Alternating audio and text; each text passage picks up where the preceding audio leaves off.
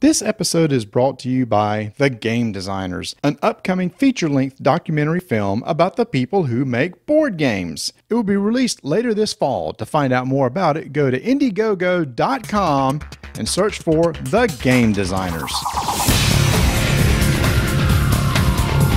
Hey y'all, in this episode of Rolling Dice and Taking Names, the guys talk about the Origins Awards, the Video Game Hall of Fame nominations, preview Silver from Bezier Games, review Nagaraja, and see if they can make the Kessel Run in less than 12 parsecs with their review of Star Wars Outer Rim. I've got a bad feeling about this. Hello, and welcome to yet another episode of Rolling Dice and Taking Names. This is episode 171, Wanted, Dead or Alive. My name is Marty. And I'm Tony. Wanted, Dead or Alive, I assume, Tony. Sometimes I have to guess at these things. Sometimes they're very obvious. The last episode was Kryptonite because we were talking about cartoons and superheroes. But since our big game that we're going to be talking about in this episode is the new game from FFG, Star Wars Outer Rim, which is all about bounty hunters and doing jobs and stuff. I'm making these too easy for you. So yeah, it's about Outer Rim. I mean, bounty hunting. What can you do? Want it! Because people did not get enough of our singing from last episode or the previous episode with Dan and Chris at the movies. Can we just all agree as a group that the most overplayed song by Bon Jovi is Wanted, Dead or Alive? Oh, yeah. Yeah. I am so sick of that song, and I was sick of it the year it came out. To be honest with you, I cannot think of there's Slippery When Wet was the album. I can't tell you what else. I know that's sad. What else they've done? What other songs they've done? Yeah. I mean, they just don't come to me. That's the only song that, because it was so overplayed, I have no idea. Bon Jovi is John Bon Jovi, incredible singer. The whole band did an incredible music, albums, all of that. And they have a lot of credits did they ever win a Oscar? I doubt they'd ever won an Oscar because they never made a movie. I know, Grammy. Yeah. All right. So now here you go. These are going to come flying back to you, okay? Okay. I believe this was on Slippery When Wet. Living on a Prayer. Oh, yeah. Living on a Prayer. Yeah. Actually, a lot of songs came out that album. You Give Love a Bad Name. Yes, you do. Later on, it came out a song called It's My Life. Oh, I didn't like that one. Okay. Bad Medicine. Oh, yeah. The ballad, I'll Be There For You. Do you remember that sappy ballad song? Well, yeah. Okay. I believe this was from a movie, Blaze of Glory. Was that the one with Will Ferrell and his whoever, and they were doing the figure skating? That was Blades of Glory. Okay. I get things confused. Yeah. Now, the original song that I used to like from Bon Jovi, the first song I ever heard of them was a song called Runaway. See, it's not coming there. That was before, that was before Slippery When Wet, or just a few years before that. So that's actually the very first song I ever remember from Bon Jovi. But yes, yeah, it seems like anytime somebody has to go do karaoke, that is the one song they're going to do for some reason, because everybody thinks they can sing it and they sound just like Bon Jovi for some reason. So I got a question for you. I have an answer. When we do 5-minute initiatives, we try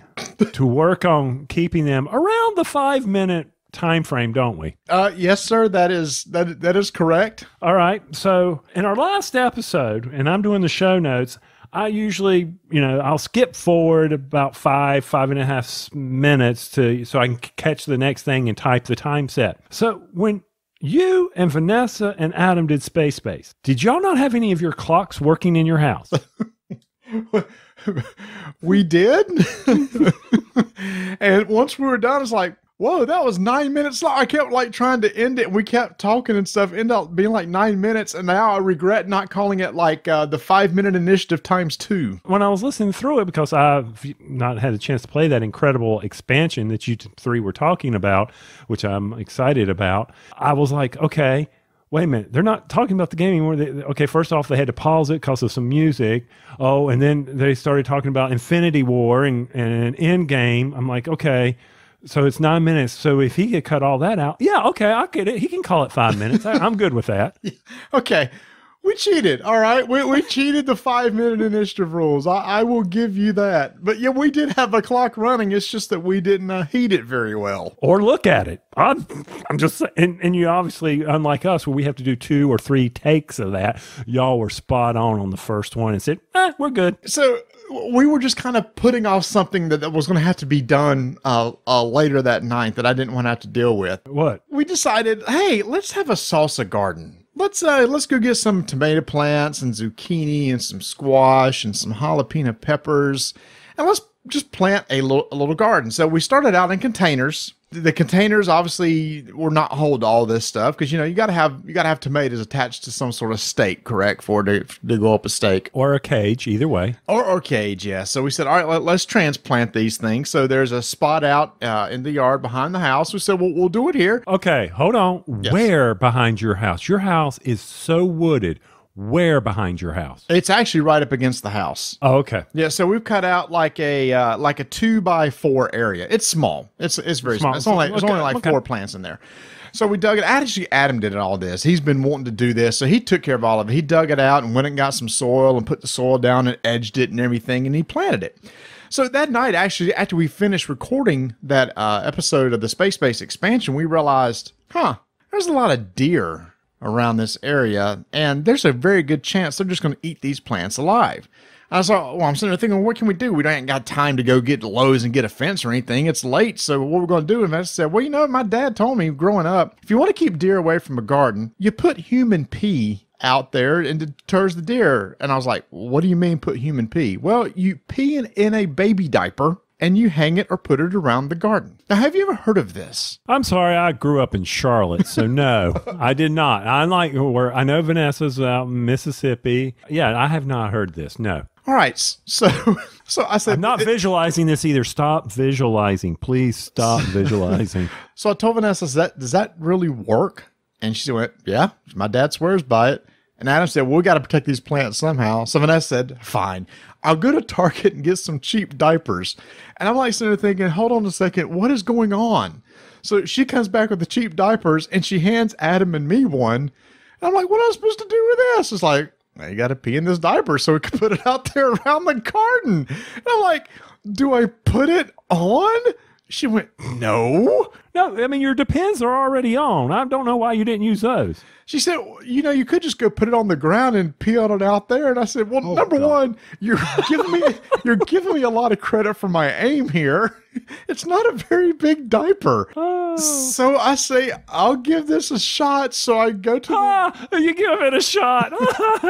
So I go to the restroom, and I won't go into details, but we somehow make a little bit of a mess as we're trying to pull this off. Okay, that's TMI. That's TMI right there. Diapers don't absorb immediately. It's not like a sponge.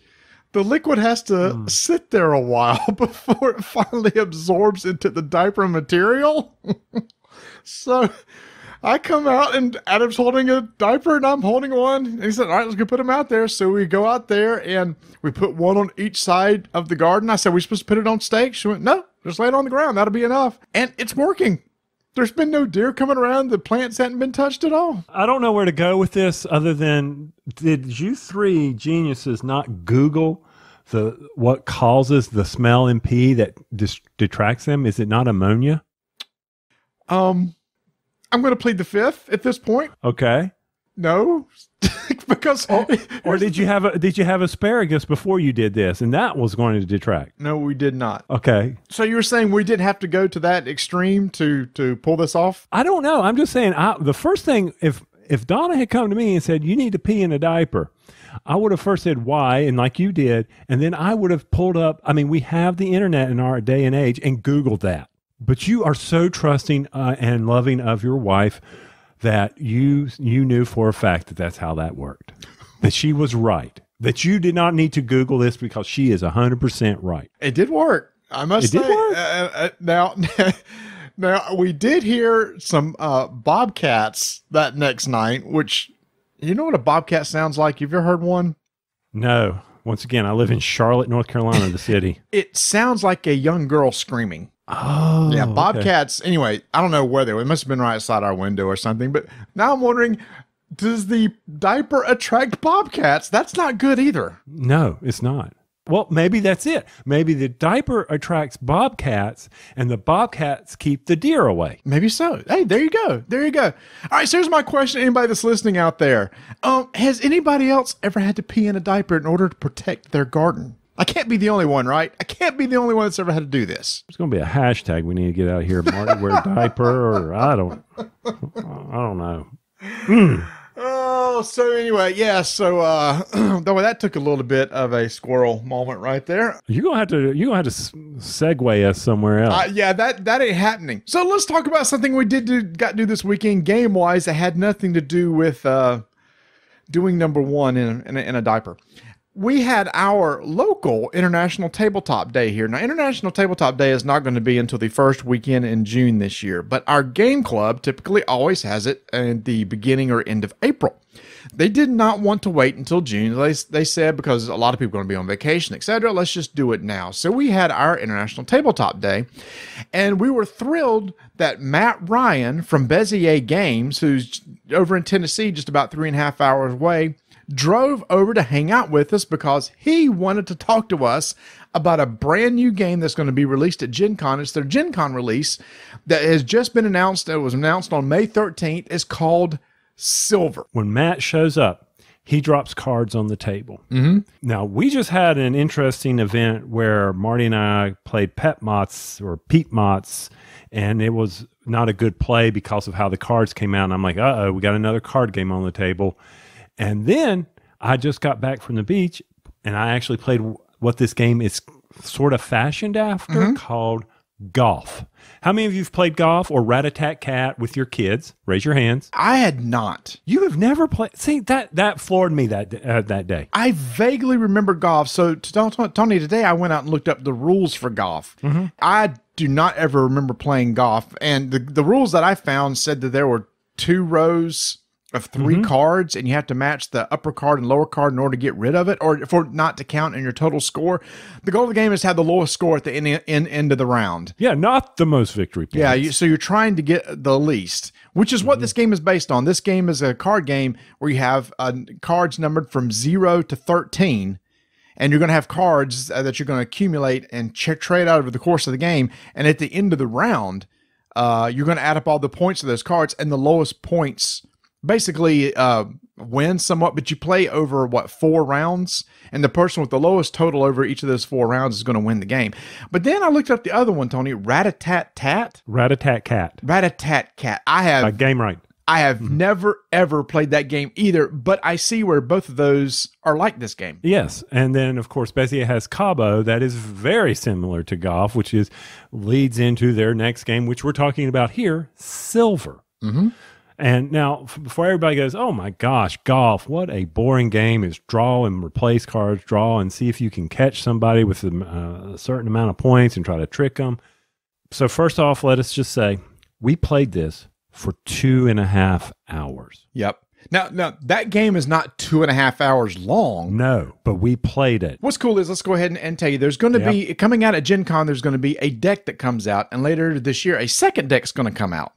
And we had a chance to play both. Did we play the first deck twice, or the first deck? We played both of them twice. We played both decks. So we played 4 games of Silver.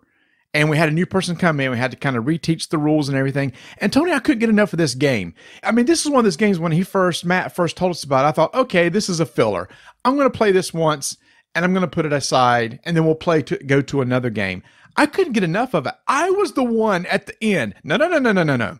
I sucked that time. Deal these cards again. We're playing again. So the difference between this game and golf and Rat-a-tat-cat, you put out 4.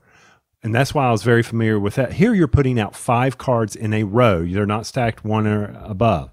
5 cards in a row, and you may look at 2 of them. They're dealt face down, because for those who never played Rat-a-tat-cat, they may not know that. You're dealt down 5 cards, and you get to look at 2. So you look at 2, put them back, And you have to memorize them. Now, first off, that was challenge number 1 for Marty and I. I want it when he said, you probably really need to memorize where these are because you're going to be getting cards and switching them out, and you can't change position. So you can't order them the way you want. You got to leave them exactly where they are. So it's like, all right, please, dear Lord, let these first 2 I look at be sequential in numbers so I can easily remember them.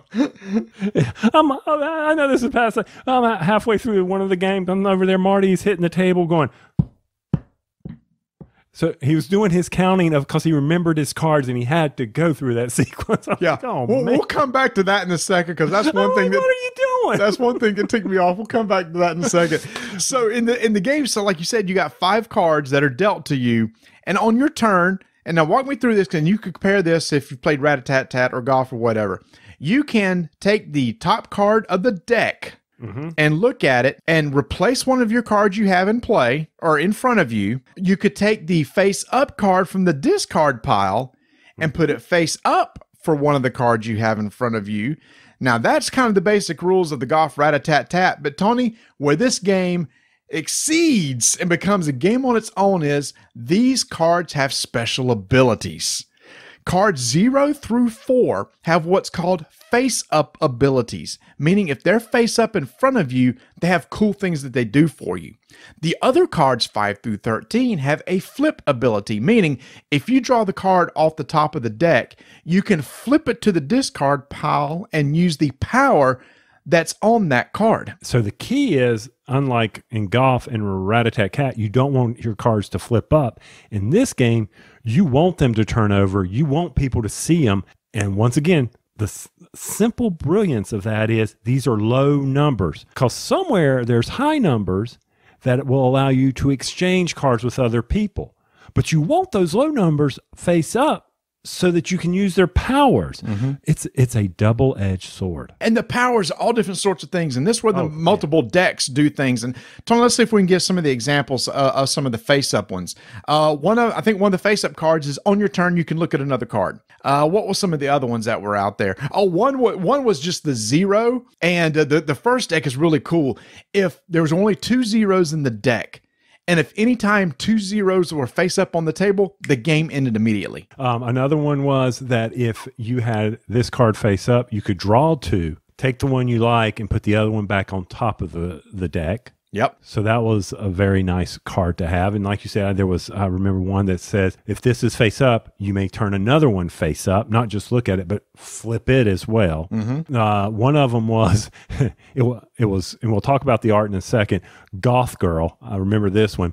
She would take a card and place it on the bottom of you didn't have to discard a card on the discard pile. You could put it on the bottom of the draw deck. So you were able to put more cards in the draw deck because another game ending situation is when the draw deck runs out, game's over. Another cool thing too is you can start getting rid of multiple cards in play. When you take a card and you want to put it in front of you, if you can trade in all matching of one number to get rid of those cards. So there are times when you may look at your card and realize, oh man, that's a 12 I have in front of me. And maybe there's a 12 in the discard pile.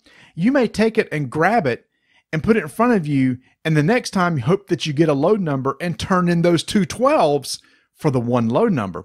So there's this constant thing going on of risking, of taking multiples of the same, maybe high card number in order to hopefully turn them all in and decrease the number of cards that are in front of you. Now, if you think you do have the lowest number, you can also call silver, but you can't do it like in normal golf rules. And this is where Marty kept getting upset with me because I kept doing it like I want to play golf and Rat-a-tat-tat, where as soon as you draw the card and you have the lowest number, in golf you call, golf. Here, you have to wait a turn before you call silver. And I like that because you might realize, holy crap, he's getting ready to call silver. And there are cards that you can mess with other people. So you might get a card that says, oh, cool, switch one of your cards with anybody on the table.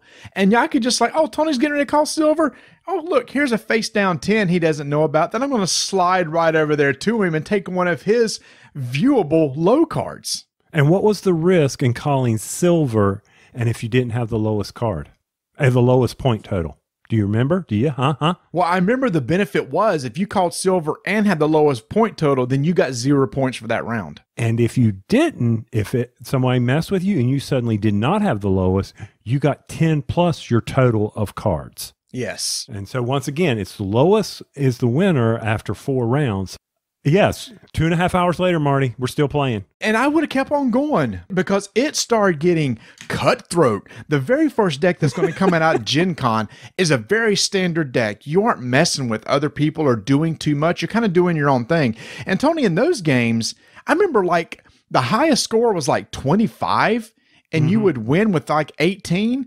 And then Matt said, hold on, let's bring out the B deck that's going to be coming out later in the year. And then you start messing with people. And all of a sudden, the scores jumped up into the 50s and 60s because people start doing things like this. Tony mentioned earlier about me trying to keep count of all my cards. There was one card that had a flip ability. I drew it off the top of the deck and said, look at all your cards. Sweet. All my cards are face down. I looked at all 5 of my cards and I had the numbers memorized. I was going like 7, 4, 2, 12, 14. 7, 2, 12, 4, 8. I said 14. And I kept just going that over in my mind so I wouldn't forget it. Somebody, I don't remember who it was, played a card off the top of the deck that says, shuffle somebody's face down cards. And so they took all mine and shuffled them up. I went, great. So I did that little memory exercise and now I have no clue where anything is in front of me anymore. And because what Marty mentioned earlier is that what's important is that if you have 2 matching cards, if you draw a card and you know that there are 2 duplicates,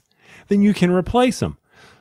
And if you forget that or someone shuffles your card. And this happened to both you and I, Tony. Yeah, we flipped them over and they did not match. Oh, you just got another card in your village. You keep those 2 cards and gain the one that you got. So now all of a sudden you've gone from 5 to 6 cards when you were hoping to drop down to 4. Look, before I forget about it, the artwork. Oh, man. So when I first saw the artwork, I said, this reminds me of something. What is it? And Matt goes, is it the art from How to Train Your Dragon? I went, yes, that's it. That's exactly what it looks like. I kept looking at the cards. I wasn't reading the text anymore. I was just, oh, look at this. And each of the cards on it has a werewolf symbol equal to their card that it's hidden. We're not really hidden. It's subtle. You just kind of look for it. You got to look. So that's just the neat little things that they've done with it. Beautiful artwork. And the thing is, why is it called silver? Because, Bezier makes the werewolf games, right? So the idea is there's a werewolf out there coming for you. And the idea of silver is, hey, I've got the silver bullet to kind of, win this thing or whatever. So it's kind of playing on that werewolf theme. Yeah, whatever. I'm sorry.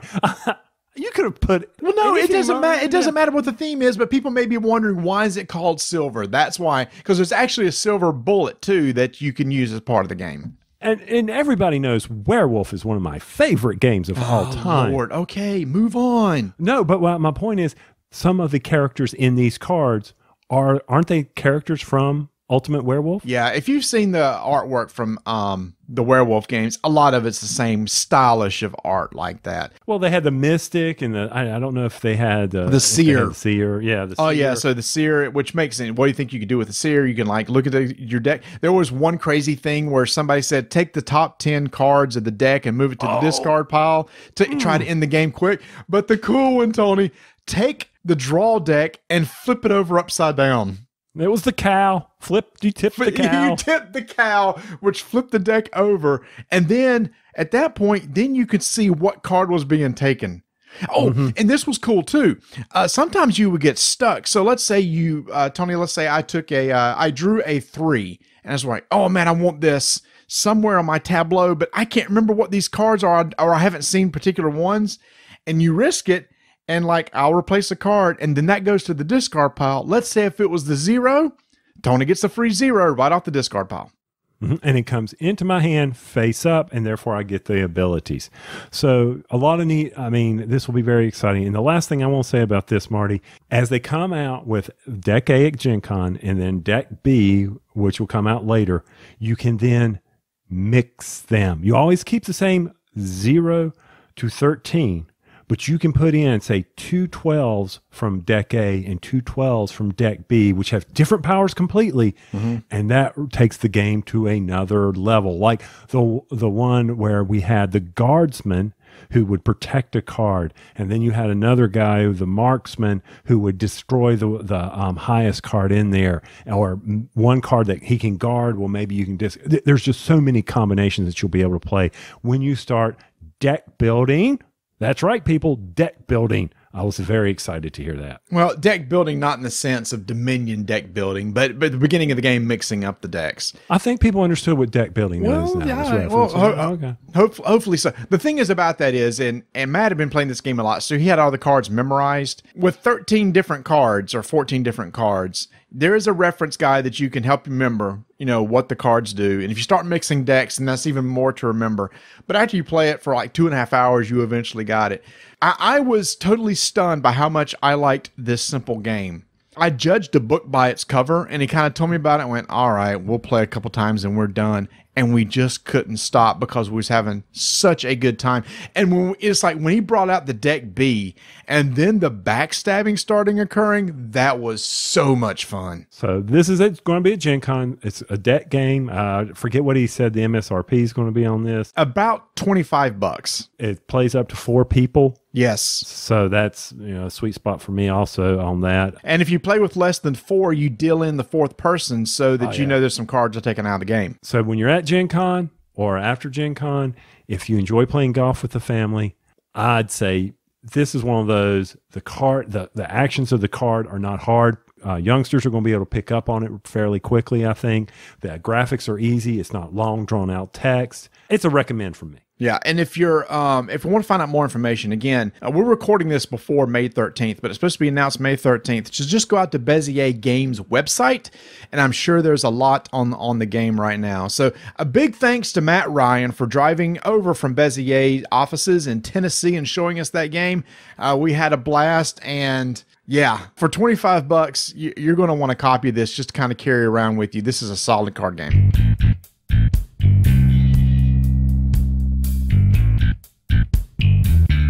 It is hard to keep up with all the wonderful organizers that the Broken Token keep coming out with, which is why I'm so excited every week when we go and look and see what's new. It's always going to be something that I might be interested in or somebody else in. And the new one that was just announced is Eons. Is it Eons, Tony? Eons End or Aeons? Well, it starts with an A. I thought it would be Aeons, but okay.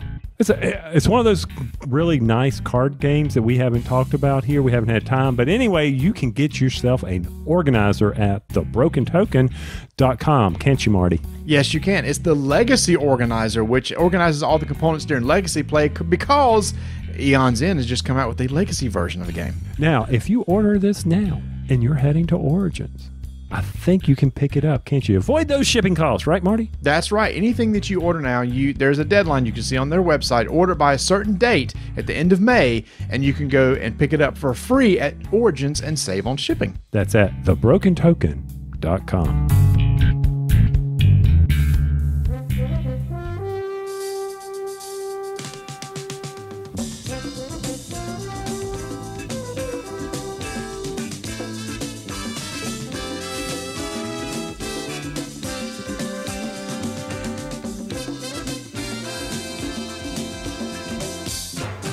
Two of Fantasy Flight's biggest IPs or licenses they have are Star Wars and Lord of the Rings. And just recently, we got to check out Lord of the Rings Journeys in Middle-earth, which was a big game for them. And right on its heels, they're coming out with the game Star Wars Outer Rim, a game designed by Corey Konieczka and Tony Fanchi. It plays 1 to 4 players, 2 to 3 hours, and in a game of this scale, just like Journeys in Middle of the Earth, Tony and I to bring on people that are more intelligent than we are, which is why we're excited to have back on the show for the Scurry Report, Mark and Nate. Hey, Hello. guys. Hey, how's it going? So you couldn't find the more intelligent people? Yeah, they were busy. Yeah. So you brought the B team? the double A team. All right, so this game is going to be coming out. They didn't even announce when it's coming out. We were very fortunate to get an early copy. And when they offered us the chance to get Star Wars Outer Rim, I was like, well, heck yeah, because Star Wars Rebellion, I think, is one of the most epic Star Wars themed games I've ever played as far as theme and how it plays. Yeah, it's in my top 10 games of all time. Is Rebellion from Corey also? It's on the shelf back there. Mark could turn around and look at it. Since we don't have our Google Foo up and yes, running. it is. Yeah, I'm pretty sure. If he knocks this all down, all that crash, people, is Mark's game shelves coming down. There it is. We don't need it. We're life is good. So we're validating this right now. It should be like right on the front. I'm going to put this front box so that you don't keep banging on the table. Like There it is. There Corey we go. K. Yeah, okay. Yeah, it is. It is. And then people are like, oh my gosh, guys, just get to So, it. Marty, I was going to say, tell the people about the game. What type of game is this? Well, the theme of the game is Outer Realms in the fact that we're dealing with villains and with bounty hunters and rogue people. And it's like, all right, thematically, what did Han do a lot of? He did some smuggling. Smuggling usually means getting jobs and carrying from one planet to another, which is what a lot of this game is. So to me, a lot of this game is pick up and deliver. Yeah, and one of the things I like, I think you're right, a big component of the game is pick up and deliver, but that's kind of an optional path. Like most of the mechanics kind of fit around that mold, but not all of them. I'd say like 2/3. So, but you could totally play this game without doing a lot of pick up and deliver, I think. Well, I mean, I don't know about that. I don't know that I agree with that. And the only reason is, I already got a fight. I mean, to me, it feels a whole lot like Merchant of Venus. Or Merchants and Marauders, those kind of pick up and deliver games. But ultimately, in the game, you have to pick up something and deliver it, right? If you're going to No, win. Marty just won the game without doing that. I only did 2 jobs, and one of them was one of my first cards I got for delivering some cargo. But your ability was, because all the characters have special abilities that you eventually gain. Yeah, right? at the beginning of the game, everybody gets to choose one character, and they have a special ability, like you said. And there's 3 steps in any player's turn. There's the planning step, the action step, and then the encounter phase. To your point, Marty, you were basically going after blowing stuff up. So when we all picked our characters, I picked Ketsu Anya. I'm not sure if I'm saying her name right. Her big thing was during the encounter phase, and we'll talk about the different phases in more detail in a second. But in the encounter phase, typically when you do an encounter, you're on a planet where you're going to pick up a card for that planet and resolve some text on it. Or you can encounter a token that's right beside of it of a contact. And this contact might be somebody you capture and deliver for bounty or destroy.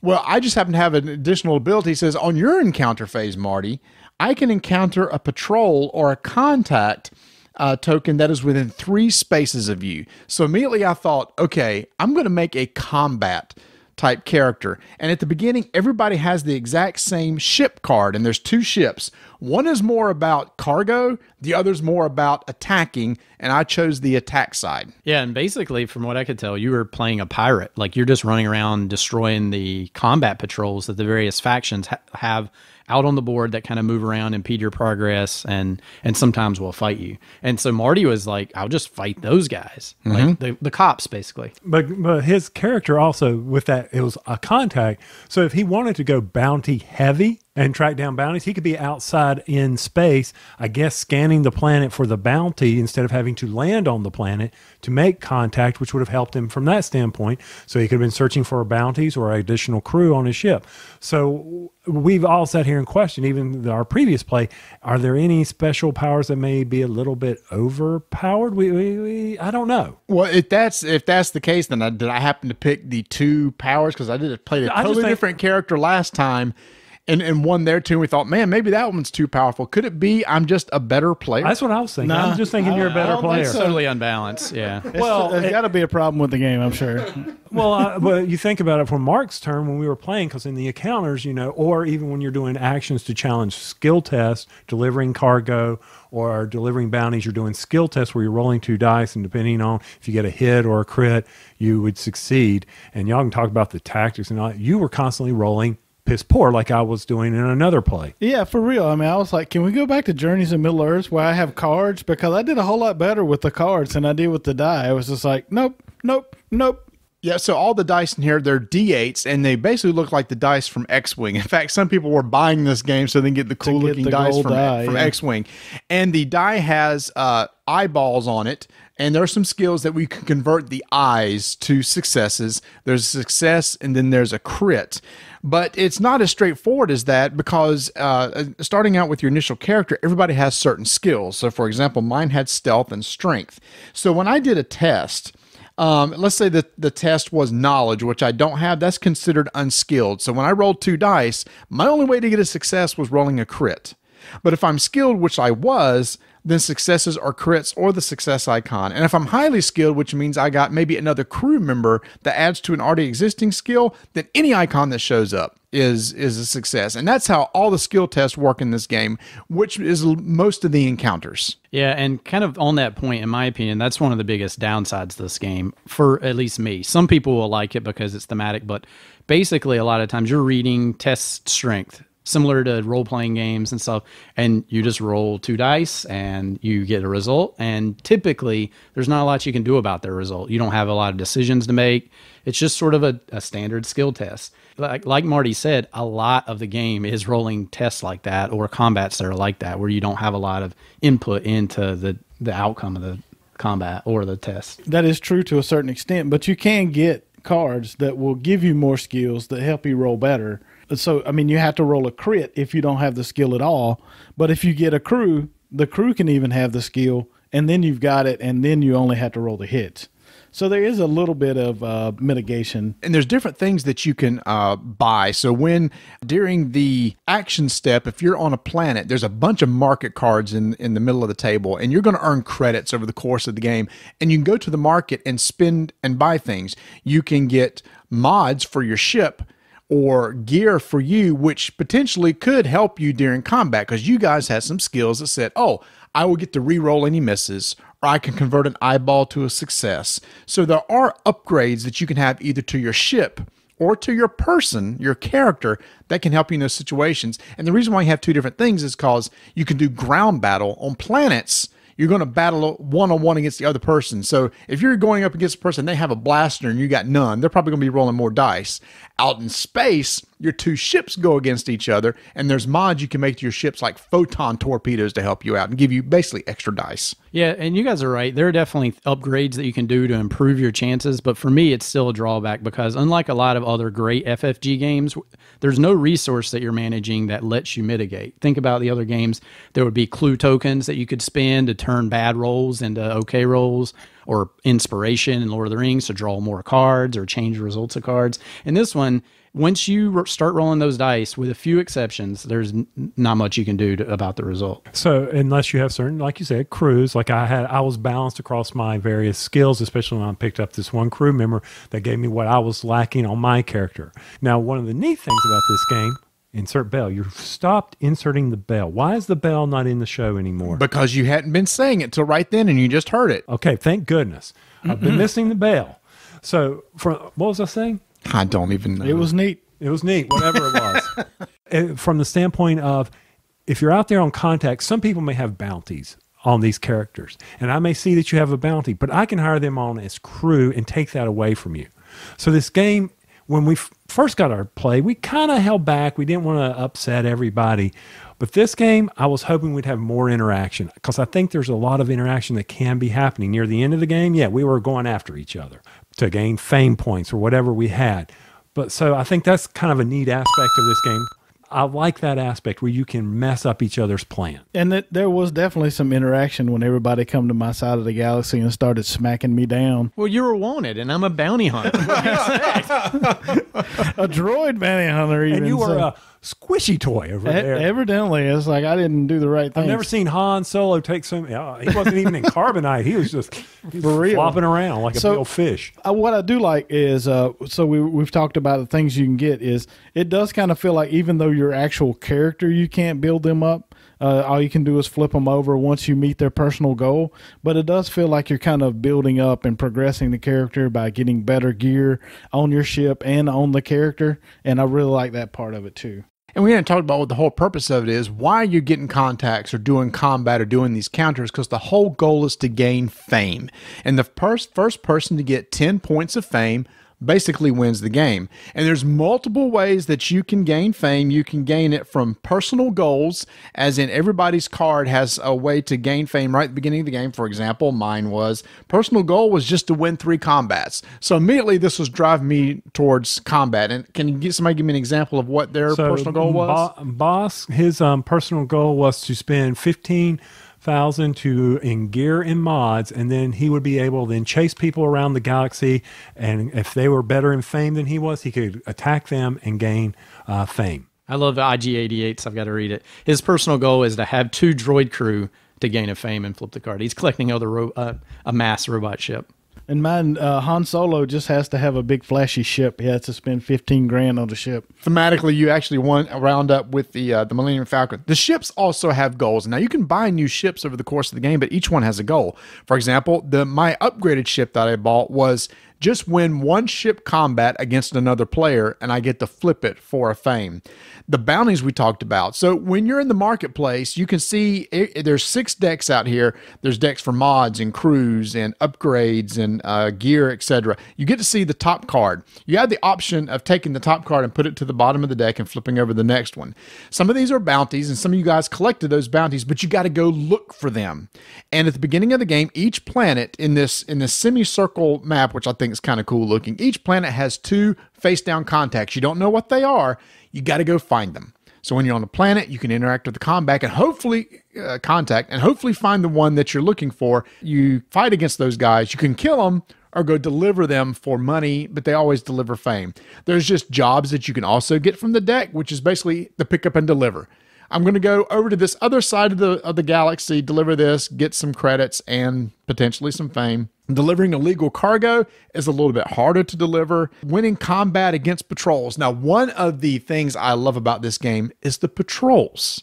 Now, this is basically NPCs that we have out on the board, in that there's these 4 different factions, and there's those little tokens that are going to move all along the paths that you have, and you can encounter those and fight against them. Some of them will give you fame if you beat them. You're right. The ship contacts, though, I never had an issue with dealing with them. If they will stop you, they'll stop your progress. What was more infuriating to me is the fact that I would pick up a bounty on one side of the galaxy on the outer rim, and I'd have to fly all the way over to the other side of where was my hyperdrive? Was it disabled? That's called an expansion. We only did the Kessel run one time, I think. None of us even went to right in the middle of the board. Went to the other side. Is the planet Kessel. No, you didn't. But a lot of that dictates on what jobs you pick up. If you pick up a job that happens to make you run to the other side of the galaxy, you'll do so. And you may have to encounter those patrols as it happens. And this is really cool, too. So there's 4 factions where you can gain reputation on. There's Hutt, Syndicate, Imperial, and Rebel. You can have a positive, neutral, or negative reputation with those. If you happen to run across a patrol that's negative, you stop right in your path and you must encounter them. But more so than that, these encounter cards that you will have at each of these planets, some of them will say, all right, if you have this type of reputation, positive or negative, something happens. Or you guys may have some sort of abilities that these secret cards, which I thought was cool too. You can draw a secret card that nobody knows. It might be, hey, if you happen to go kill a person that has negative HUT, you're going to earn a fame. So there's these other goals that people don't even know you're working on. So reputation is a very integral part of the game too. Yeah, Marty, earlier you also mentioned my favorite part of the game is jobs. You said they just get you fame, but that's to me where like the most fun is. So when you go on a job, most of the jobs that I think are like, you go to another card and it will have basically an entire card of text and different tests that you have to do to get the reward. And there'll be like 5 of them on there. And so it'll say, do number 1, do a strength check. And if you pass, go to step 3. If you fail, take 2 damage and go to step 2. And you'll go through this like series of encounters and challenges in order to do some cool thematic job. And it all kind of ties in thematically really well. It makes you feel like one of those was like a casino heist. And you have to sneak into the planet and then find your way into the casino, maybe by stealing a guard's badge, I don't know. And then, crack the vault and then make your escape without getting killed. I mean, the multi-step jobs is really one of my favorite parts of the game. I really like that too. And I really appreciated that the way they have them set up is you may or may not have to do all 4 steps. So just like you're talking about the casino thing, one of the ones I had was you have to roll stealth on your first thing. So you roll stealth and it says skip to step 4. So you don't have to do the other 2. If you didn't make the stealth roll, then you were going to have to fight some stormtroopers or something. And so I really like that. And I also think, I don't think it's been mentioned yet, is that it has like a deck of cards that are numbered. Yeah, I think it's called the holodeck. Not really. What really is a Star Trek? Star Trek? Oh my A God. holodeck. What kind of crap is that? No. But it's like the crossroad cards is what I was trying to think of. And so when you do a certain thing on the board, you draw the number that whatever you did. Like if you go to a contact, it'll have a number on it. There may be one of those number in there, or maybe 3.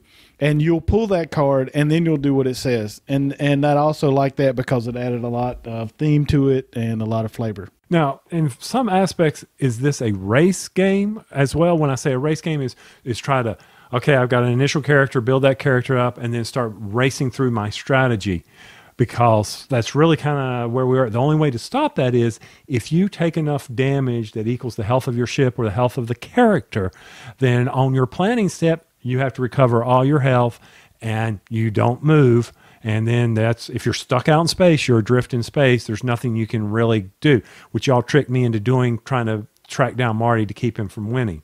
So there is some negative. So it's not as, oh, let's go do just combat, because if you lose out, it's going to hurt you. It's basically you're giving up a move or the capability of completing a job or a bounty. Well, you really shouldn't fight until you're ready to fight. I'm trying to keep you from winning the game, so I took understand. a risk. And no, I totally get that. And I will say that you guys jumped out to a pretty decent lead. My goal all along was I was trying to save up money to get a particular ship that was really good at fighting.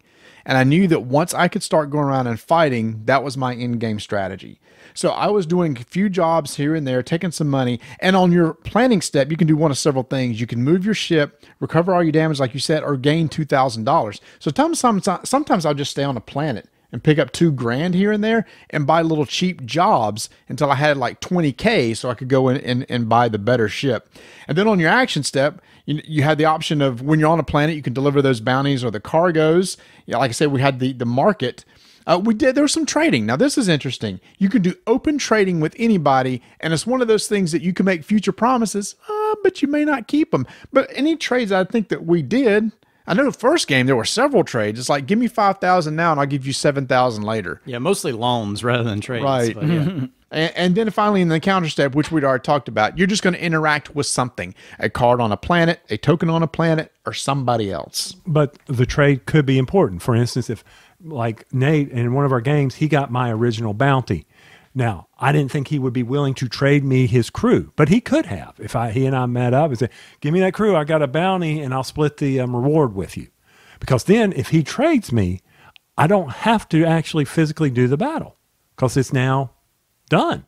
Yeah, and I think there's a lot of fun to be had kind of in that area. We only scratched the surface of like trading stuff just because we're kind of playing through it for the first, couple times. I will say that in our first game, afterwards, we were kind of like, man, I don't know. Shouldn't it have been better than that? And Tony was very adamant. It's like, let's play it again, but with the idea, kid gloves off. Just go after people. There's a bounty you need. Just go to that person and take it. We didn't end up with a lot of situations here, but we went in thinking that's, what we had intended on doing. And I think the second play was better. I know it was shorter.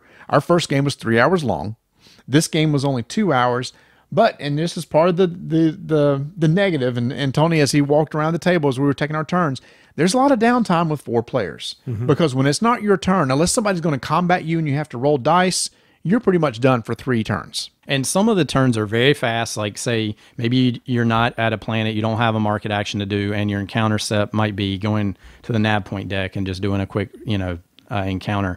And then other turns, players reading the market cards, and then they have some multi-step encounter that is cool, but does take a long time to resolve. So that makes it even the downtime feel worse if your turn is 30 seconds and my turn's 7 minutes. I'll address what you were saying about after our first play, we were kind of meh on the game. I know for one, I knew it was a Corey Konecka game, and I'm a fan of his stuff, and I kind of expected more epicness out of the game. Okay, because you look at Rebellion, you look at Battlestar Galactica. I mean, you look at all of that he's done, really, that I can think of. It's really big, epic games, and that's what I was expecting out of this. Y'all had told me it might take 3 or 4 hours to play, especially if we had 4 players. So I was just a little let down when it wasn't quite that epic, but it's a really good game, and I really enjoy playing the game. So I don't really know that if you take that initial expectation away from it, if it's really, not as good as I thought it was. I enjoy playing the game. It wouldn't be something that would hit the table for me immediately, like, oh, let's pick this or that. But there was another aspect that I liked, was the ability when you can go to the market, you may pick one of these 6 decks and take that card that's on top and rotate it to the bottom. Another way to mess with someone, like, oh, I know you need that ship, or you want that ship. Oh, that could really help you out. I'm going to put that on the bottom so that it can't be a benefit to you. Or you might be away, there's a crew in here that lets you discard it and thus get your test able to go on normal hits and not need a skilled It basically gives you the skill, any skill that you're looking for. It's like a wild card skill. A wild card. And so that's a very important aspect that I'm glad it's in here. It's one of the ways to mitigate it. So for me, enjoy playing it. Not one I'm going to go to. But all in all, hey, it was fun. It was fun the next time we played. I will say, you're talking about the market. That's also an important part of the game, too, is the fact that when somebody buys a card, the next card that's flipped up might have a symbol on there for moving the patrols around the board. That's how the patrols move.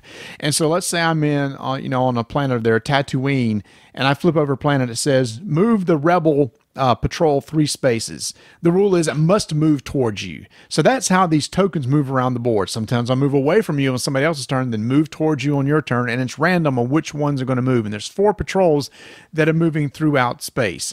Again, it's one of the aspects of the game that I really liked. As far as me, I enjoyed it. I don't think it's as epic as Star Wars Rebellion. I was kind of like you, Mark. I was expecting that kind of feeling. And it's not to say that it's bad, but I was kind of like, Rebellion. Yes, it's going to be another Rebellion. And it didn't exactly match that. If I move Rebellion aside, I still enjoyed it, but you're going to have to be ready for 2 to 3 hours of gameplay. Yeah. Yeah, I'll kind of sum up my thoughts. I think there are a lot of really cool parts of this game, like the jobs I mentioned, the building up your character and your ship throughout the game. You feel a good progression throughout the game of getting more powerful, more cool abilities. But there are definitely still some negatives that'll keep this from being a game that I'm trying to get out to the table week after week, like the dice roll with the results and some of the way the random cards come out where it might be all the way across the galaxy, but Mark's card might be right beside of him for an easy deliver. So it still has a couple of things that hold it back from being great, but is a really good game. Just to add on my final thoughts there is, when we played it the first time, I walked away and I was like, I think I will probably get to the 3rd play of this, and then I'll be done as far as what the game is right this minute.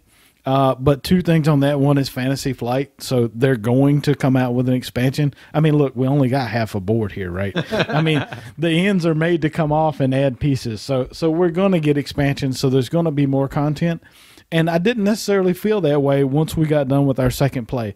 I would continue to play this. And even though I know what a good many of the cards are, I don't think it spoils the game enough knowing what the cards are that I would not want to play it again. So yeah, I'm all in on this one. I will say this one of those games, price-wise, has a low entry point, meaning typically FFG games are pushing $100 now, like Journeys of Middle-earth. The MSRP on this game is $64.95 or $65. So you can get it online from like Miniature Market for $55. So it's not a huge investment. I do agree with y'all in that if you're on the edge, you need to play it first because it is an investment, just like Rebellion is an investment, but it creates such an epicness, Mark, that you mentioned. This may get there, but after one play, it wasn't there yet. And there's definitely some design space for adding expansions to maybe bring that epicness into it. I agree, and I think it will get there, but I just don't think it's an epic game yet. The other question I have is, why aren't there any small cards in this game? I was wanting you to bring it up. Yeah. How many games has it been since FFG's put out a large board game that didn't have the small FFG cards? Because there's none in this game, and it was amazing. And the flavor text, it was good. The flavor text was good. Not a big flavor text fan, but when you go into those encounter decks over there, the one where holodeck. the holodeck. That's so funny. When you go in there, I mean, like you said, then you feel like, oh, I'm kind of into this now. There's these 4 steps I got to do and everything like that. While that's cool, that's also the part of the game that slows down too. So that's where the game kind of almost not comes to a crawl, but it definitely is a lot more than what I was doing. I wasn't reading cards. I just wanted to fight patrols. So I was like, all right, I'm going to roll 7 dice, and the person to my left would roll for the patrol, and they would roll the dice. Okay, my turn is done. And then when I get to Nate's turn, well, I'm going to go here and interact with this contact. Oh, pull out card number 19. Let me read some text and start doing some tests. Also, maybe that's what we did wrong. Maybe it should have been someone else reading the text to them, kind of make it an adventure. What are you going to do? Well, you know what? That's true. That might have been more interesting because none of the secret cards were in that deck. They were in the encounter decks on the different planets and everything. The game, I mean, typical FFG fashion, it's nice. The cards look nice. The little player boards are nice with the little places to put your faction things. It's easy to set up. I mean, it's literally pulling out 6 decks of cards, and that's really about it, and putting the map together. Oh, I'm sorry. I was looking at the market cards. Yeah, the encounter decks. There's one deck for every 2 planets on the board. So 13 decks of cards. Yeah, he's close. I think it's 12. What do you mean? Did you forget that one? Plus that one's 13. Okay. I will say, I don't know whether it's like y'all, I definitely enjoyed the game more the more we played it. First time I walked away going, ooh, 14. 14 decks? I'm not so sure about that. Shuffle this one. But after the additional plays, it's like, now I'm starting to get into it, especially, I mean, your path is kind of set with the character you pick at the beginning of the game. It really is. That's such an important part of the game, and it's really hard to get off that strategy once you get into it. Yeah, the expansion is going to be character ships. That just ramps it all up. And putting in a Millennium Falcon with the boss, that would have been fun. So, yep. So I think for all of us here, we enjoyed playing it, but it's not like Star Wars Rebellion.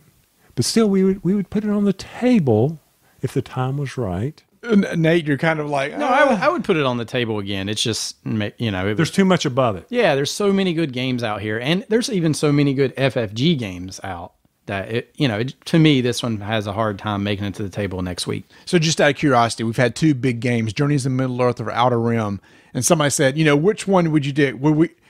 Looking around the table, we probably all agree Journeys in Middle Earth would probably be the way to go. Now, that's a totally different feel because that's a co-op game, and this is a head-to-head. So if you hate co-op games, this is your only option. You actually messed up my whole closing. Oh, I'm sorry. I didn't say that. What are you going to say, Mark? The last thing I was going to say is like, hey, do we have time to do Journeys in Middle Earth now? No. So again, this is Star Wars Outer Rim. It's going to be out soon from FFG. Again, don't expect Star Wars Rebellion, but it's still a solid game in this universe. But we probably do recommend, if you're on the fence, try it before you buy it.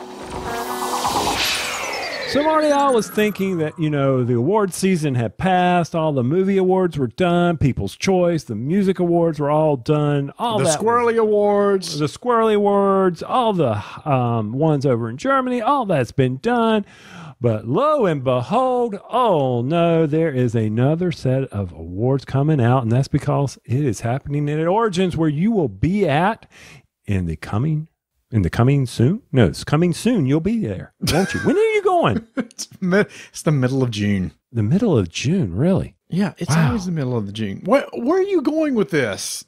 Well, I'm just saying the awards came out, and I wanted to ask you, yes, anything on the board games list of awards at awards? Now, they used to take a lot of flack for their awards. They right? did. They used to be basically comedy bits each year for people like us. It's like, how in the world did this make the list? But when you look at this year's nominations for board games, check this out. Brass Birmingham, Chronicles of Crime, Cryptid, Everdale, Gizmos, Pulsar 2849, Rising Sun, Root, and Space Base. Those were all winners right there. That's an impressive list right there. Oh, yeah, it is. And in fact, when you go to Origins, you can go and vote. It's kind of like somewhat of a People's Choice Award. And looking at this list, number one, I'm confused by the timing on some of these. Like Pulsar 2849, I thought was the year before last. But regardless, I'm not sure which one I would vote for. Right now, man, I don't know. Root's good. Space Base. But Space Base and Root are kind of on different levels. Gizmos we really enjoy. Pulsar 2849 I think needs more love than what it has. And then Brass Birmingham, I don't know what's going to win out of that. Well, no, I do. Root's going to win. Root's going to win. I Really? think Root will win. Yep. What do you think? You know, I'm thinking it's going to be Brass. Chronicles of that's going to be tough. That's going to be tight. That's going to be some tight voting right there. So I'm anxious to see how that one goes. The card games category. Okay, this one is where it's like some of these I don't know. So Anatomy Flux. I'm surprised a Flux game got nominated. Choose Your Own Adventure House of Danger, for that's good. Dark Souls, the card game, which really didn't do very well, is out. Get the MacGuffin by Looney Labs. Never played that one. Maiden's Quest we played. You and I played that on the way to Gen Con last year on the plane from WizKids. Drawing a blank. I've slept, but I remember playing. So that was what it was. Oh Lord. Yeah. Okay, I'm good. Dude, come on. It's been a year. Yeah, maybe you shouldn't play Silver because you won't remember your cards you got. And then the Mind and Villainous. Now, off this list, it's going to be the Mind with Villainous coming in second. Yeah, the Mind's going to win. Villainous, fun game. Rebecca and I enjoy playing that one. So, okay. Collectible card games. I'm glad to see the Keyforge. Keyforge is there, but I'm glad to see Age of Sigmar, Warhammer Age of Sigmar on there, which we really like. So, and Magic the Gathering, the Dominaria booster box. Of all those, I don't know what'll win. Probably Keyforge, but I wouldn't be surprised if Magic the Gathering won. And some of these on the family games, the Climbers, we played that one many moons ago. Yeah, a lot of these I didn't know either. I had heard good things about Pantone, but I've never played it. The Mansky Caper, I've heard some good things about. Yeah, Super Kitty Bug Slap. Oh, the T-Dragon Society game from Renegade. We like that one. We played that. And then the miniatures. Just go ahead and give it to whatever Games Workshop is down there. They got a couple of them, Kill Team or Necromunda. Never mind. Star Wars Legion is there, and that probably will be what win, but it should be Kill Team. And then on role-playing games, the only thing I'm going to say is Flash! Ah! I didn't even know there was a Flash from Pinnacle Entertainment. You remember Pinnacle? Mm-hmm. They made baseball cards.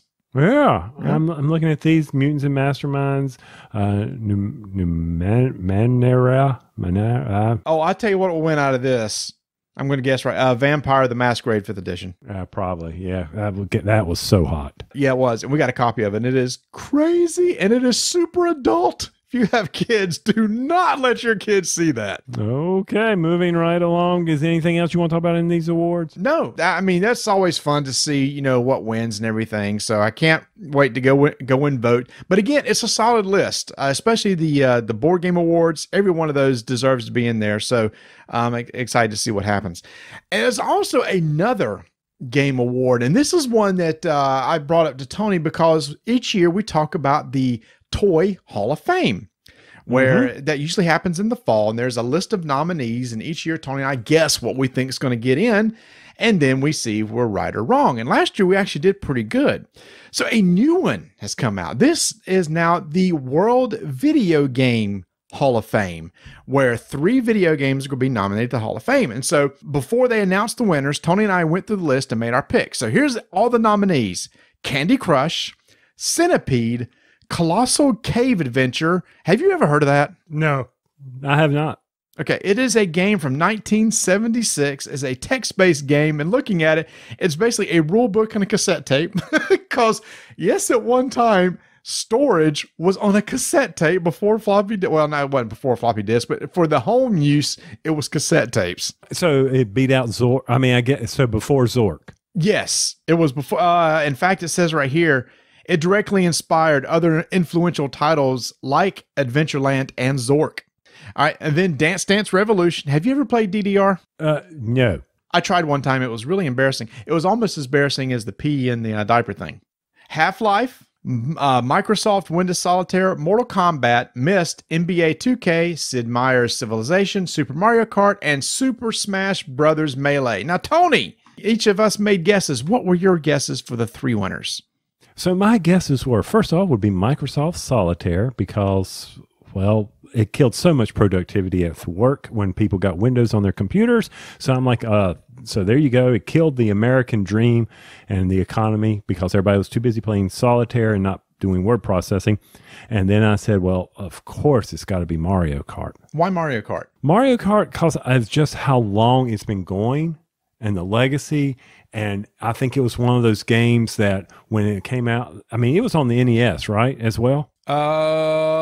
Mario Kart was on the SNES. SNES? Yes. Okay. I just think it sold so many more units. So I was like, okay, that was pretty much a given. And then I also picked Mortal Kombat because I just remember newscast after newscast talking about the violence associated with Mortal Kombat and just what it did culture-wise. And then it brought out a movie and all this other stuff. And I'm just like, oh, they didn't list Street Fighter. So therefore I said, well, Mortal Kombat, that's got to be a winner, or that people would want, and what it did. And 2 out of 3 of your guesses were the same as mine. Solitaire for the exact same reason. It became like the first Candy Crush, where it was just nothing but a time waster.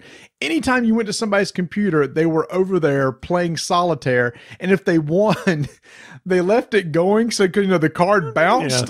Yeah. And it was before Minesweeper. So I made that was one of my guesses. Super Mario Kart, for the reason that was one of the first couch versus games where you have multiplayer couch games playing with each other. And then I said Civ because I thought Civilization started a whole new genre of games. So here are the winners. Tony, you killed it because Mortal Kombat won. Mm-hmm. And I didn't realize it. I was talking with my kids tonight. Why did Mortal Kombat over Street Fighter?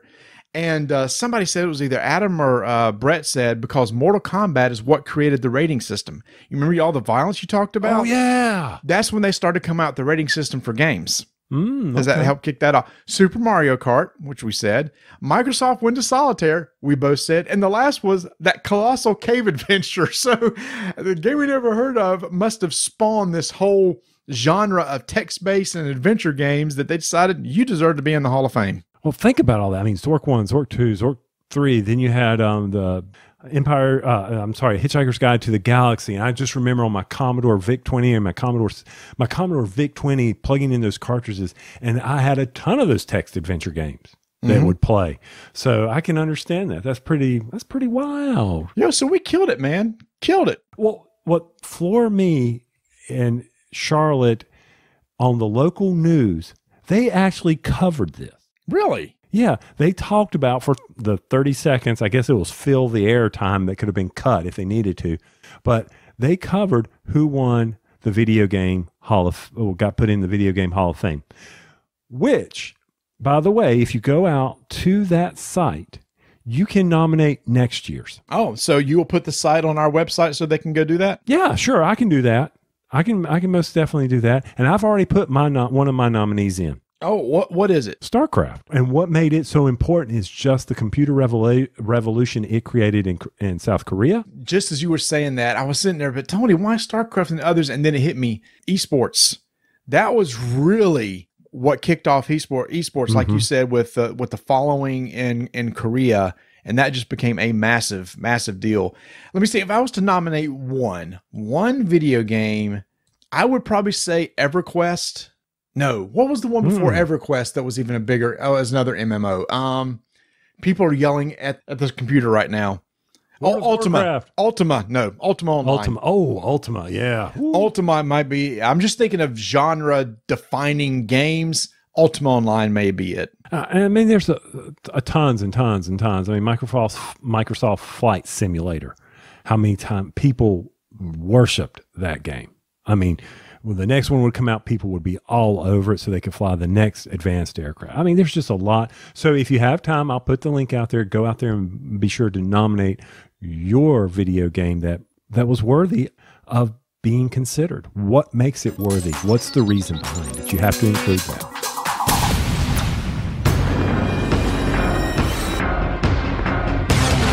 Five-minute initiative begins in 3, 2, 1. Every once in a while, Asmodee will send out some emails saying, hey, does any of these games look interesting to you? And Tony and I always try to find a dark horse game, maybe something that a lot of people are talking about or haven't seen much about. And that's when Tony and I both picked out together this game from Hurricane Publishers called Nagaraja. This is designed by Bruno Cathala, and this is a 2-player game that plays in about 30 minutes. And as soon as I read the rules, I told Tony, This is going to be right up our alley, and I'll just jump right to the end. It was right up our alley. Both you and I loved this game, Tony. Yes, it is so much fun. Anytime I'm rolling something, making hard decisions, and then having to do spatial relations, which I detest. But for me, this wasn't so bad. Now, Marty, what made this game so much fun for you? There's several things I like about it. Number one, each of you have a 3x3 tableau that's in front of you. And over the course of the game, you're going to be fighting to try to get a tile to put into place. At the 3 blocks closest to you is the entrance to the cave. And around each side, there are 3 relics that you're trying to create a path to flip over. And they're worth victory points. The first person to flip over 25 points worth of victory points wins the game. But Tony, what I liked about it is the cards, because it's dual purpose cards. On your turn, you're going to have a hand of cards, and you can take any cards that have matching icons in the upper corners and put them down, and they have not dice, but blocks or sticks that you're going to roll for the purpose of trying to get more pips than the other person is going to get in order to claim that tile. But that's not just it, Tony, because on some of those rods, there's a special Nagaraja symbol that can activate powers on the card. That's right. The squiggly, as we were calling it in the game. And that's very important. This is part of the strategy of the game. Maybe it's a tile that you really want or need, and you need to win by playing the pips, because the 3 colors, the brown, the white, and the green, all have different sides to them. The greens have mostly the squigglies, white has more pips than they do squigglies, or equal amount, and brown has no squigglies. You're talking about the rods. The rods, yes. That you roll, yeah. So all that's very important, because you need to decide, if I play those matching cards to get the right combination, because you may want to play another card that has a special power at the bottom of it. All that is so strategic in that game, and I think, Marty, that's what you and I love, especially that. And if you win the tile, you place it, and you may get to flip over some of your treasures. But the loser gets to do an incredible catch-up mechanic. Yes, you do, because if the other person's spending a lot of cards to roll a bunch of rods to make sure they get the tile, eventually they're going to start running on low on cards, because the person who didn't get the tile will draw the 3 cards off the top of the deck, keep 2, and give 1 to your opponent. So now you've gone up a card on them. And Tony, this happened to us a lot. The last game that we played, I claimed 3 tiles straight, and I thought, well, here we go. I'm not going to get any tiles for a while. And I didn't, because at that point I was card starved, and you had tons of cards in your hand that you can do a bunch of nasty stuff with, because once you've rolled, each of you take turns activating the naga or squiggly symbol on one of the rods to activate power. Some of them may be, hey, I'm going to give me +3 pips. Or, hey, I'm going to steal 2 of your rods, or take away 2 of your rods. Hey, I'm going to make you discard a card. Hey, I'm just going to draw 2 cards to potentially help me out. They have all these really cool powers in play, and once both of you pass, then you resolve to see who gets the tile. Now, Marty mentioned how the game ends if you score 25 points, but there's 2 other ways this game can end. One of them, which I love, is 3 of those relics have curses on them. They're worth 6 points each. And if you happen to turn over all 3 of those, you immediately lose the game. Game over. It's done. Or if you put all 9 tiles on your board, you win the game. That is incorrect. What do you mean it's incorrect? That triggers the end, and the person with the most points wins. Oh, that's right. We corrected that. I forgot that. So it's that give and take, a real good push-pull mechanic that's going on between the 2 players. 2-player game. Love this game, Marty. Love it. Yeah, I do too. And Tony, our first game was like really simple. I'm going to try to get a bunch of tiles to flip my stuff over. The last game we played, which is like our 3rd or 4th game, we started getting into this totally different headspace. Some of the cards allow you to peek at the other opponent's relics, and you can find where their curses are. Then there are other cards that allow you to swap stuff around, so you can try to set it up so they're flipping over curses. And you did that to me. And in fact, you did that, which means if I found the 3rd curse, game was over. And I already had 1 curse in play, so I was going to get a card that allowed me to turn one of my tiles. If you ever change a tile on your card that breaks the path from one of your entrances to the exit, that relic flips back face down, and it doesn't count anymore. So it's like, cool, I can get rid of this curse and go after some of the other relics. So it hit a totally different space for us. It went from, this simple, quick game to games where we were like, okay, we are like really, really deep in the strategy of this game. This came out of nowhere. This is a surprise hit. Tony, for me, unless some other stuff knocks it out, it's a nomination for 2-player Squirrely Award for the year, easily. So that is Nagaraja, designed by Bruno Cafala and Theo Rivera from Hurricane Games. 5-minute initiative is complete.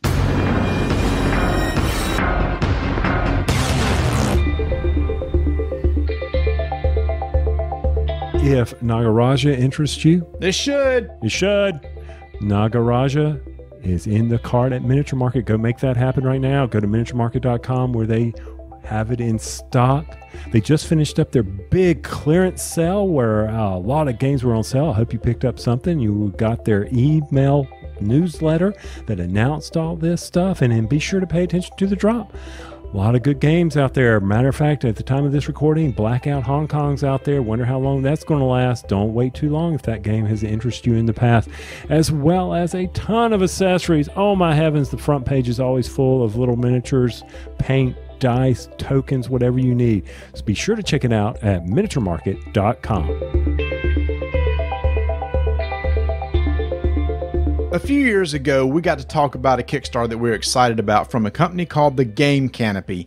They make these nice bags for carrying your games to and fro. They're rugged, they're tough, they're waterproof. Well, they have a brand new bag that's out on Kickstarter now called Deep Space. And they sent us a sample of this bag. And at first, Tony, I thought this was going to be a mid-sized bag between their larger Canopy bag and their smaller Vanguard. I was wrong, Tony. It's larger than the Game Canopy. How can you carry anything? It's kind of like the Board Game Geek big bag I was carrying all the moon pies in. That's huge. Huge. It is, but the way it's designed, to me, makes it easier to carry. The bigger Game Canopy is more vertically set up, so it's taller than it is wide. The Deep Space one is a little bit squattier, but it's wider, and it was specifically designed that way for a couple of reasons. One, the Game Canopy bag is nice, but sometimes it's so long it keeps bumping up against me as I walk. This one feels more like a large duffel bag, and it's also designed to work with rollers and carriers that people like carry their luggage on. There's a strap in both sides so that you can slide it over a handle of your suitcase or one of those rollers, and it easily fits on there. And what I like about this game, and all the pictures they showed of what they sent me, the games are stored in there where they stack one on top of each other.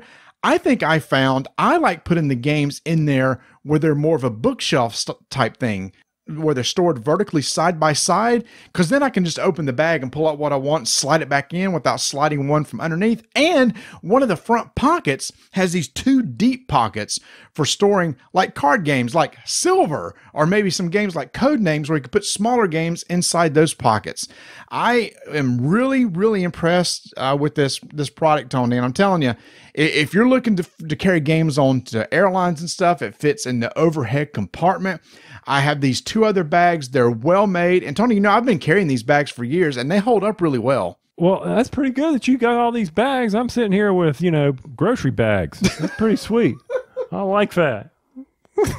Paper or plastic? It depends. A paper bag's deeper and wider, so I usually try to go with the paper bags. But I, of course, can use all mine from the Miniature Market Rolling Dice and Taking Name canvas bag that was given out at last year's Gen Con Strike Tournament. Who knows what's going to be at the Gen Con Strike Tournament for this year of 2019? But yes, no, Marty, when you had me at duffel bag, I would really like that, because you're right, that big Canopy bag, it's going down, it's hitting you on the hiney. It's got that, it's digging those corners right into that butt bone. That's going to hurt, man. So this one's just, again, it's mainly designed for the idea of carrying and rolling around with you. A lot of people like to carry their stuff when they walk through airports, put it in one of those strollers, the walkers. I like the idea of just, you can attach it to your handle to your suitcase. So just put it right on top of your luggage, roll around easy. It won't fall off. If you want to find out more about it, there's a Kickstarter going on right now, which you can find on our website. Oh, crap. Why don't you take a note when we talk about it here? Put a link to the Kickstarter right here. Yeah, okay, another Kickstarter. Okay, link to it. Got it. Again, that is Game Canopy with their brand new bag called Deep Space, which I thought was a great name. So, I'm not going to rant about something. Uh-oh, here we go. Well, I'm not. I'm not going to rant about it. I'm just happy that it finally arrived. What's that? My Gentis Deluxeified copy from TMG. Now, I finally got around, Marty, to putting the stickers on my wood pieces. Does this look like a face who wants to put stickers on wood? Mm-mm. That is not a face that wants to be dealing with stickers. So they're kidding about my grumpy meter fluctuating. I was doing okay. I mean, luckily for me, I used some of my modeling tools, and I was able to get the stickers aligned and not stick them on and maneuver around. I was being very meticulous with this because it's Gentis. I am very excited to have Gentis and the Deluxified. The player boards are amazing. The Hourglass figures, all the pieces that came with it, they did really good. But yeah, stickers, I wasn't expecting that. So, you know, it kind of that euphoria of opening that big new brand spanking game, and you're sitting there going, and then I saw stickers. I went, How many pieces needed stickers? Quick calculation tells me over 50. Oh, and the worst thing about stickers is you get them off just a little, and then there's the little sticky part sticking off the side of the piece. Well, yes, but that's why I had the very meticulous tools that I would barely put a corner down and then position it and then press it down. For 50 of them. Yeah, and front and back on a few of them. Oh my goodness. So it was an exciting times at the McCree household, but then they sent this incredible organizer that comes with it. Mm-hmm. And it's a foam insert type organizer, makes it very light. And but I did spend another 2 hours putting that biatch together. But anyway, my Gentis is ready to be played. Now I just got to go remember the rules. I'm sure people are like, stop your whining big boy, grow up and put on your big boy diaper so that you can go pee and help Marty out, keep the deer away. Speaking of helping us out, we have launched our Podge Pledge campaign. We announced it last episode, and that is still going on. Thank you for all those that have contributed so far. We didn't talk about the different names of the levels last time, Tony, but these have been appropriately named since then. You got the tip jar at $1. You can join our Slack channel with the Slack channel level at $12. The producer levels, when you're going to help us vote on what games you want us to hear about, that's at $24. The stinking pin level, we haven't shown what that is yet, but we're working to come out with the pin that's going to be, and that's for the $48 level. Now we do have a picture of our stress release level, and this is our stress acorn ball with our logo on it. That's at $72. The RPG night, which Tony has said he will be doing, is at $96 level. The Gen Con Strike event, you need to jump in there quick because this one isn't going to last long. It has to be taken down, and there's only 20 available for this, so you need to jump in there quick. That's at $96. But you know what? If you want the RPG and the Gen Con event, you could do the I Want It All and I Want It Now, great song by Queen, for $120. Question on all of this, they can go to podpledge.com. Mm-hmm. They can go to Podge Pledge, Podge pledge.com. Correct. They can type in an amount, pay it all at once, or pay it over in installments. You sure can. You can just like, I'm just going to give you guys a couple bucks this month, and then they come back next month, and it just adds up over time. And Tony gets a report, an incentive rewards report, knowing when somebody has hit a certain incentive level, and then he handles it from there. Yes, he does. He does such a good job at getting that stuff out there. And he even, sometimes you might get 2 in the mail because he forgot to check the box that said he sent it out. So, hey, you could be the lucky one. Who knows? What's going to happen here? Good gosh, man, make me go to work, do all that fun stuff. But I am very excited for this. But once again, all this wonderful content dealing with me and Marty is absolutely free. You don't have to do this, but I do appreciate all the help. And if you've already signed up in 2019, Marty has figured out how to make it all roll over. If he hasn't, well, he's going to. So he doesn't confuse me, and we're going to make that happen. So don't worry about that. We'll make it all work out somehow, won't we, Marty? Yes, we certainly will. And you will be paying attention because soon, very, very soon, we're going to be opening up our ticket purchases for our Gen Con Strike event that will be taking place Thursday at Gen Con at 7 p.m. at the Old Spaghetti Factory. And again, you'll be buying tickets through the Pod Pledge Podge Pledge. It doesn't matter how I say it. Pod Pledge page. And so that will be coming up probably the next episode. We're going to go ahead and get that launched out there so we can start selling tickets for that. We sold out last year in a matter of 2 days. So we'll try to give you plenty of heads up on the next episode when that will go live so you can be ready to purchase those tickets because we want to see you out there. We've already started talking to Miniature Market. They are wanting to do another nice swag bag or swag product again this year with our logo and their logo on it. And that bag was a great hit last year. You don't want to miss what we're going to come up with this year. I've got a note to self. Get image ready for Gen Con event. Okay. Something else to do. I can do that. Just a long to-do list. All right. Who knows how long this is because that Mark Kell, he cracks me up. Love him to death. I can't wait for us to get another round of Outer Rim in, Marty. I'm very excited for that. Yeah, we're taking that one to a new level too. Like Nagaraja was like, oh, okay, this is kind of how this works. And then by the end, it's like, oh, okay. Now I see how to make all this stuff work now. Now, I will say two last things, Marty. I have spent 30 years at Duke Energy. I've been employed there for 30 years, and I received a 30-year anniversary gift. Cool. Okay. And I picked a Kamado grill. Okay, cool. No, it's not one of the porcelain steel. Just to let you know, I was able to put that together quicker than I was able to put the insert together for Gentis. That's pretty. Oh, and with the grill, you can like grill steaks on it. You can't do that with the Gentis insert. No, you can't. And I received probably one of the best comments or praises for our movie episode in a long time. What's that? My sister actually listened to it. That is the one that she will listen to every year. Oh, wow. That's cool. And she said when we talked about A Dog's Purpose, she was rolling. It was so funny. Us talking about our feels and all that and getting all emotional about that. So she says she really did appreciate that episode. So I just wanted to give you a little feedback. Well, that's cool. I always appreciate feedback. And if anybody else wants to give us feedback, you can do so at our email address at rolldicetakenames@gmail.com, or feel free to go out to our iTunes page and leave us a review there. And if it would happen to be 5 stars, that would be even better. Hey, just make it happen. Either way, keep rolling dice and taking names.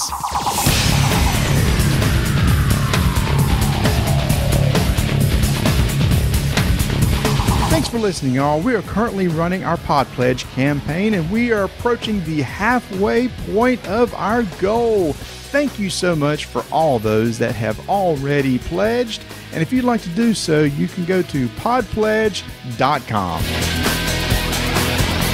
Hey, Tony, after this episode, I know that you wanted to hang on for a bit and talk some business stuff, but I got to go pee in another diaper.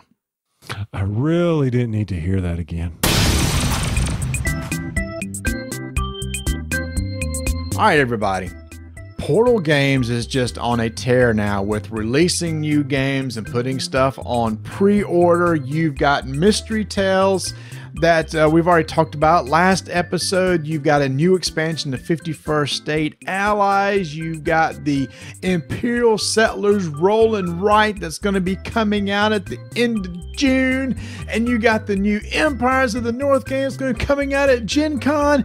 Tons of great stuff. And we hadn't even hit the big Kickstarters that we're waiting on at some point in time with Predaporter and Stronghold Undead, which Tony and I are excited about.